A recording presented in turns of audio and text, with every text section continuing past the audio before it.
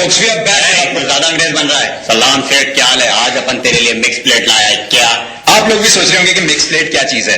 असल में जब हमें समझ नहीं आ रहा था कि आज के प्रोग्राम में क्या करें, तो हम मुख्तलिफ अला बला इकट्ठा करके एक प्रोग्राम में डाल देते हैं. यानी कि एक लम्हे अगर आप डाकू का इंटरव्यू देख रहे होंगे तो दूसरे लम्हे आप टूथ पाउडर का एड देख रहे होंगे. और इस चीज का नाम है मिक्स प्लेट, यानी कि अला बला. लेकिन आप लोग ये मत समझिए कि हम आपको अला बला दिखा रहे हैं, हम तो आपको मिक्स प्लेट दिखा रहे हैं. लेकिन जैसा कि इब्राहिम ने आपको बताया कि मिक्स प्लेट असल में अला बला ही है, तो हम आपको मिक्स प्लेट की आड़ में अला बला दिखा रहे हैं. तो आइए चलकर देखते हैं मिक्स प्लेट. नहीं, अला बला. Whatever.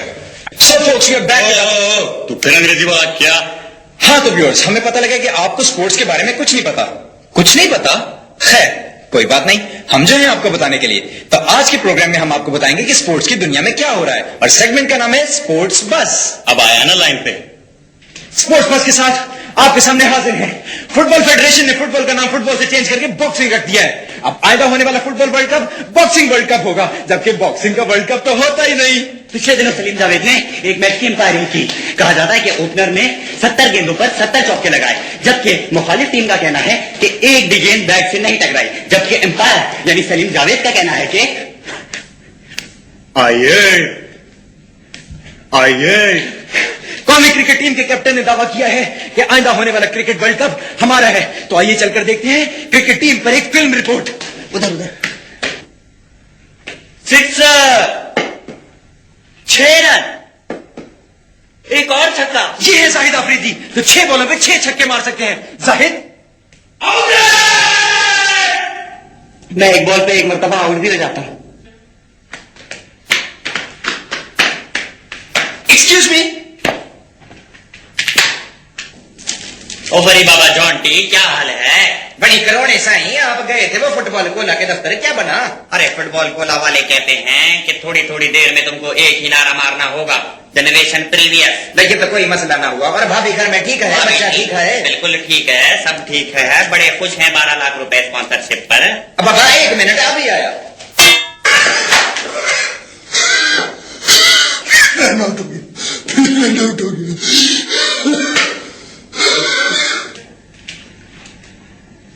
हेलो, कैसी जा रही है आपकी फील्डिंग?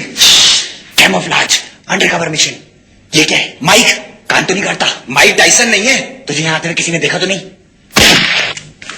खेत है तो खलियान है, खलियान है तो बहारें हैं, बहारें हैं तो फल हैं, फल है तो मसाइल हैं, मसाइल हैं तो उनका हल है. और जहाँ हल है वहाँ यकीनन हकीम साहब का हाथ है. अस्सलाम वालेकुम नाज़रीन, आपके मसाइल और उनके हल के साथ डॉक्टर फैसल और हकीम इब्राहिम हाजिर हैं. हमारे प्रोग्राम का फॉर्मेट कुछ यूं होता है कि आप अपने मसाइल हमें अपने खुतूत में लिखकर भेजते हैं और हकीम साहब उनका जवाब देते हैं. तो आइए चलते हैं पहले मसले की तरफ. ये खत लिखा है हमें फरजाना ने मियाँ वाली से. ये लिखती है कि मेरे मियाँ बहुत मारते हैं. जी हाँ जी, ये आपके मियाँ दरअसल एक बीमारी का शिकार है, और गालिबन अभी उस बीमारी की पहली स्टेज पर है कि आपको मारते हैं. इसकी अगली स्टेज यानी कि दूसरी स्टेज में होगा कुछ यूं कि आपके शौहर अक्सर घर से बाहर रहने लगेंगे, और इसकी आखिरी और फाइनल स्टेज में होगा कुछ यूं कि आपके शौहर हमेशा के लिए घर से बाहर रहने लगेंगे. फिर आपको कभी शिकायत नहीं होगी कि आपके शौहर आपको मारते हैं. बहुत खूब हकीम साहब, बहुत अच्छा तज्जिया करके इन्होंने हकीम साहब ने आपको बताया है. अब हम चलते हैं अपने दूसरे खत की तरफ. ये दूसरा खत हमें लिखा है अजीज साहब ने फारूकाबाद से. ये लिखते हैं कि 10 साल पहले मैंने एमए किया था मगर नौकरी नहीं मिलती. 10 साल पहले एमए किया तुमने? 10 साल पहले का कोर्स आउटडेटेड हो चुका है. मेरे ख्याल है तुम तो एफए से बल्कि मैट्रिक से दोबारा तालीम हासिल करनी शुरू करो, फिर तुम्हें शिकायत नहीं होगी कि तुम्हें नौकरी नहीं मिलती. बहुत खूब हकीम साहब, बहुत ही शाइस्ता अंदाज में बहुत ही अच्छा जवाब देते हैं हकीम साहब, आपने नोट किया होगा. अब हम चलते हैं अपने तीसरे खत की तरफ. ये खत हमें लिखा है राहत साहब ने कातिलाबाद से. ये लिखते हैं मुझसे कत्ल हो गया है, क्या करूं? अब कोई बड़ी बात नहीं, कत्ल तो अक्सर आपसे होते रहते हैं. देखिए इसमें 2 बातें हो सकती हैं. अगर तो किसी ने आपको कत्ल करते नहीं देखा तो आप ऐसा कीजिए, लाश को अपने घर के पिछले सहन में दबा दीजिए. लेकिन दूसरी सूरत, अगर आपको कुछ लोगों ने कत्ल करते देख लिया है तो पहले आप उन लोगों को कत्ल करें और उनकी लाशें इकट्ठी करें, फिर सारी लाशों को इकट्ठा करके अपने घर के पिछले सहन में दफन कर दें, और उसके बाद घर को किसी फर्जी नाम से बेचकर बैरून मुल्क शिफ्ट हो जाए. इससे बेहतर हल नहीं मैं बता सकता. वजह फरमाया आपने حکیم صاحب بالکل صحیح مشورہ ہے. میں نے بھی ایک دفعہ قتل کیا تھا تو اسی طرح کیا تھا. یہ آخری خط ہمیں لکھا ہے فاروق صاحب نے.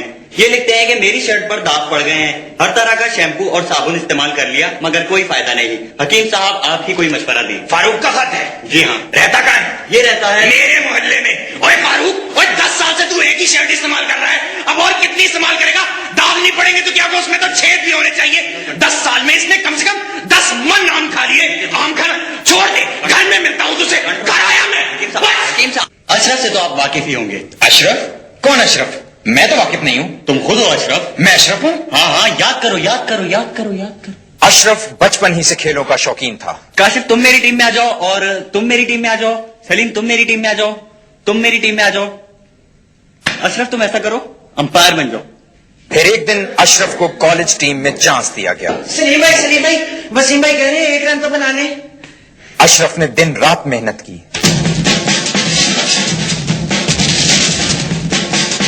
اشرف نے کرکٹ میں آتے ہی تمام ریکارڈ توڑ ڈالے.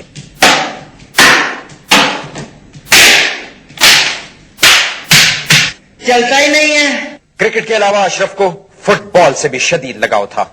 ارے میرا فٹ بال کہاں گیا؟ اشرف فٹ بال کا جدید ترین استعمال جانتا تھا.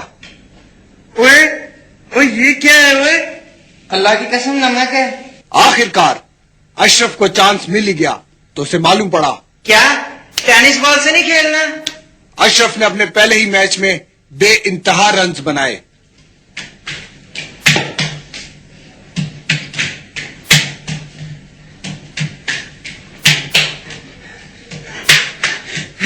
سلیم بھائی پلیز کسی اور کو رنر بلا لیں, میں تھک گیا ہوں.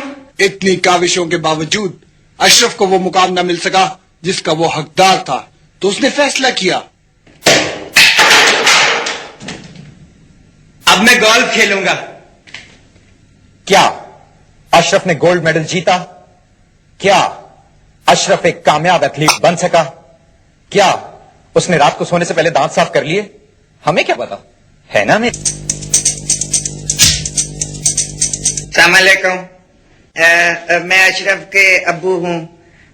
لوگ کہتے ہیں کہ اشرف بالکل مجھ پہ گیا ہے. جھوٹ بولتے. دیکھو اشرف کی تو مجھے نہیں تھی, میری تو مجھے. اشرف تو ایسا تھا, پتا نہیں, مجھے میری ہمسائے نے بتایا کہ جس دن اشرف پیدا ہوا تھا اس دن ہمارے گاؤں میں 333 بچے پیدا ہوئے تھے. پتہ نہیں اشرف کو میرے گھر ہی کیوں پیدا ہونا تھا. میری ہی ایسی قسمت کیوں تھی کہ اشرف میرے گھر پیدا ہو گیا؟ کہیں اور پیدا ہو جاتا, کوئی اور بچہ کیوں نہ آ گیا؟ خیر اب رونے سے کوئی فائدہ نہیں. چلیں بتاتا ہوں اشرف کے بارے میں کچھ.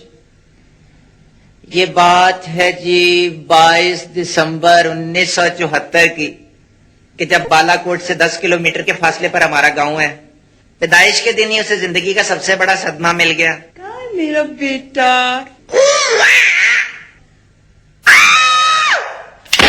اشرف وہ بچہ تھا جس میں پیدائشی طور پر وہ تمام خوبیاں تھی جو کسی نوجوان میں ہونی چاہیے.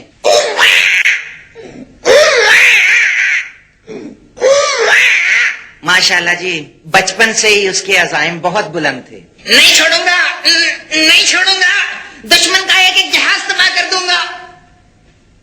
انکل ٹوکن ختم ہو گئے. بچپن سے ہی پڑھنے کا بہت شوقین تھا. دل کسی کا دوست نہیں, ستارے محمد علی زیبا شان, دیکھوں کہ نہ دیکھوں. دیکھیں جی میں اشرف کا ابو ہوں, اس میں میرا کوئی قصور نہیں ہے. دیکھیں خدا کے لیے میرے پہ انگلیاں نہیں اٹھائیں. اللہ نہ کرے اشرف آپ کے گھر بھی پیدا ہو. اگر پیدا ہو گیا تو آپ کو لگ پتا جائے گا. میرے پہ انگلیاں نہیں اٹھانا بھائی. السلام علیکم.